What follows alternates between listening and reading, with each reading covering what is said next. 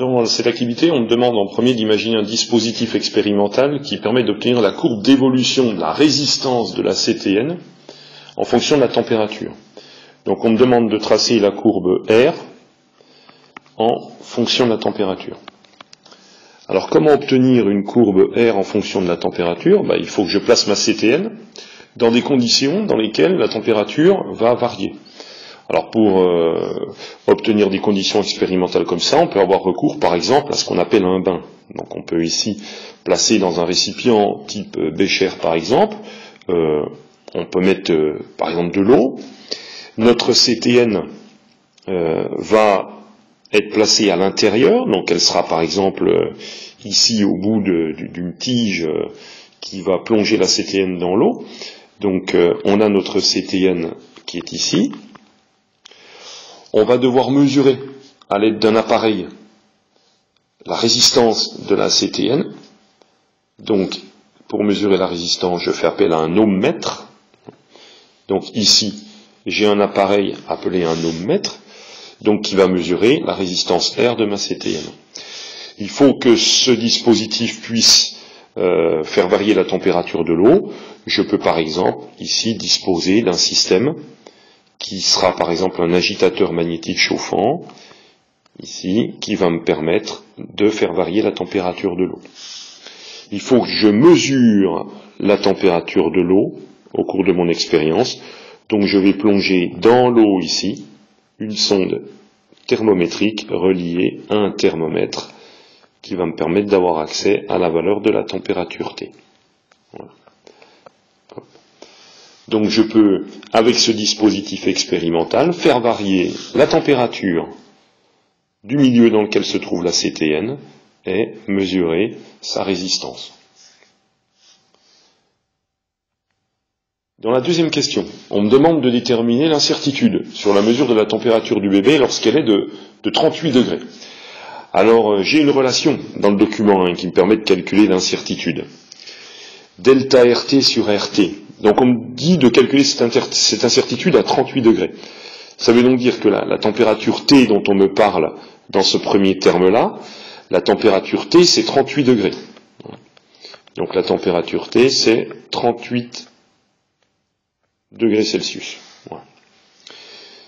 C'est 38 degrés Celsius, c'est d'ailleurs cette valeur que je vais reprendre ici, dans mon calcul, c'est la température T, mais attention, ici, elle doit être exprimée en Kelvin. Donc je prendrai soin d'ajouter 273 à la valeur 38, ce qui me donne une température de 311 Kelvin. Voilà. Ok. Alors pour calculer cette incertitude, il me faut le delta Rn sur Rn. Si je regarde un petit peu ce qu'est ce delta Rn sur Rn dont on me parle ici, on me dit que c'est quelque chose qui est donné dans la datasheet, dans la feuille de données de mon composant, le delta Rn sur Rn. Donc je vais aller voir la feuille de données ici, et je vois effectivement un delta Rn sur Rn ici, qui est donné pour mon composant, et qui est donc choisi à une température de 25 degrés. Et je vois, quelle que soit la situation dans laquelle se trouve mon composant, eh bien, ce delta Rn sur Rn qui vaut quelque chose de l'ordre de 3%. Donc je reviens ici. Ce terme-là, c'est donc quelque chose qui vaut 3%, et ça m'indique que la température N, qui est prise comme référence dans ma feuille de données, la température N, elle est de 25 degrés Celsius. C'est cette température-là que je vais utiliser dans mon calcul ici, Tn. Sauf que comme tout à l'heure, il faut la mettre en Kelvin. Donc j'ajoute 273 à cette valeur, ça me fait donc 298 K. Voilà. C'est donc une valeur de 298 K que je prendrai dans le calcul. À cette erreur de 3%, cette incertitude de 3%, va s'ajouter un terme dans la valeur absolue qui prend en compte quelque chose qui s'appelle le delta B sur B. Donc j'ai déjà une incertitude sur la mesure d'un paramètre qui s'appelle B. Je retourne voir ici dans ma feuille, on me dit que c'est aussi donné dans la feuille de données, given in datasheet. Donc je vais voir dans ma feuille de données, j'ai bien une incertitude, là je vois apparaître la valeur de B, j'ai bien une incertitude qui m'est donnée sur la valeur de B. Moi, j'ai un composant de type 1011, ici. Eh bien, c'est une incertitude qui vaut plus ou moins 3%. Donc ça veut dire que là, j'ai un delta B sur B qui est de 3%. Je dois multiplier ça par la valeur de B, ce paramètre B qui m'est donné aussi dans la feuille de données, toujours pareil, given in datasheet, c'est le B25 sur 100 ici. Je vais voir dans ma feuille de données, je m'aperçois que j'ai cette valeur 3730 qui m'est donnée pour le composant 1011. Donc je peux revenir ici, et la valeur de B ici sera 3730. Voilà. Donc j'ai toutes mes valeurs pour faire mon calcul de delta RT sur RT, mon incertitude. Voilà. Donc je peux effectivement maintenant faire mon calcul. Donc mon delta R38 sur R38 en valeur absolue, c'est donc déjà les 3% que j'avais au départ de mon delta Rn sur Rn, plus la valeur absolue de mon 3% multiplié par le 3730 valeur de B, multiplié par un terme entre parenthèses qui est 1 sur 311K, moins 1 sur 298K, tout ça pris en valeur absolue. Si je fais le calcul, ce terme-là, arrondi à un chiffre significatif, comme on a l'habitude pour nos incertitudes, ça me fait du 2% d'erreur. Voilà. Ajouté aux 3% de départ, ça fait une erreur de l'ordre de 5%, une incertitude de 5% sur la mesure de la température du bébé. Voilà pour le calcul d'incertitude. Maintenant, dans la dernière question, on me demande quelle valeur de résistance R2 faut-il choisir pour que le montage du diode 3 fonctionne, et quelle est la couleur des diodes D1 et D2 qu'on a dans ce montage. Alors commençons par la valeur de R2. On sait que le basculement de mon montage, ça doit devenir rouge. On me dit qu'il doit y avoir une diode rouge qui s'allume si la température du bébé dépasse 38 degrés. Donc c'est la valeur 38 degrés qui est la valeur qui doit faire la bascule. Donc pour le choix de R2, je vais aller regarder dans mon tableau de données, pour une température de 38 degrés, je l'ai pas, j'ai 35 ou 40 ici, degrés Celsius. Donc là l'idéal, c'est de tracer la courbe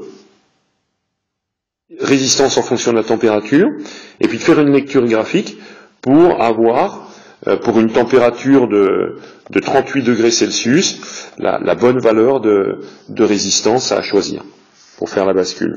Donc là, je vois que c'est entre 0,67 et 0,55. Bon, pour la correction, je vais prendre une valeur ici de R2 qui va être de 0,6 kOhm, 0,6K, 0,6 kOhm. Bon, je prends cette valeur R2. Je retourne dans mon dispositif expérimental, c'est-à-dire qu'ici, j'ai choisi une valeur de 0,6K pour R2. Maintenant, voyons ces couleurs de diode. Comment fonctionne ce circuit? Il faut que je comprenne comment fonctionne le circuit. Donc, pour savoir comment fonctionne le circuit, il faut effectivement que je relise ma consigne. Qu'est-ce qu'on me dit? Si la température de la peau d'un bébé dépasse 38, en utilisant un capteur CTN, dont la résistance R1 varie en fonction de la température. Donc R1, c'est ma CTN, que j'ai ici, qui a une certaine valeur de résistance. Qu'est-ce qu'on me dit? On me dit si R1 est supérieur à R2, alors la tension US, tension de sortie, elle est de plus 15 volts. Et on me dit un petit peu plus bas que si US est de 15 volts, c'est D1 qui s'allume. Donc je vais l'inscrire comme ça, c'est la diode D1 qui s'allume. Si maintenant R1 elle est plus petite que R2, c'est le cas contraire, alors US vaudra moins 15. Et si US vaut moins 15, on me dit que c'est la diode D2 qui s'allume. Alors étudions le fonctionnement de notre circuit. Regardons un petit peu ce qui va se passer ici. Qu'est-ce qui se passe? Si le bébé a une température qui est supérieure à 38 degrés, si la température est supérieure à 38 degrés, donc je suis ici, la résistance de la CTN, elle diminue. Je m'aperçois que sa résistance diminue avec cette augmentation de température. Donc la résistance diminue. J'ai donc R1 qui diminue. J'ai donc R1 qui devient plus petite que R2. Si R1 est plus petite que R2, US devient égal à moins 15 volts. C'est la diode D2 qui s'allume. Donc je résume. La température du bébé dépasse 38 degrés. La résistance de la CTN diminue. Elle devient plus petite que la valeur de 0,6K que j'ai choisie comme référence pour R2. Donc R1 devient plus petite que R2. Si R1 est plus petite que R2, US égale à moins 15 volts, D2 s'allume. Donc c'est un signal rouge qui doit s'allumer quand la température du bébé augmente. La diode D2, ça va donc être une diode rouge. Maintenant, dans la logique inverse, je reprends une autre logique. Je me dis, la température du bébé est normale. Elle est inférieure à 38 degrés. Quand la température du bébé est inférieure à 38 degrés, la résistance de la CTN augmente. Je le vois ici. Donc si je reprends mon schéma, la résistance R1, si la température est normale, elle augmente. Ça veut dire que R1, elle va être plus grande que R2. Si R1 est plus grande que R2, US est égal à plus 15, c'est D1 qui s'allume. Donc là tout va bien, le bébé a une température normale. Donc la diode D1, pour montrer que la température du bébé est normale, on peut par exemple choisir une couleur qui dit au consommateur que tout est normal, c'est-à-dire une couleur verte. Voilà la couleur de mes deux diodes.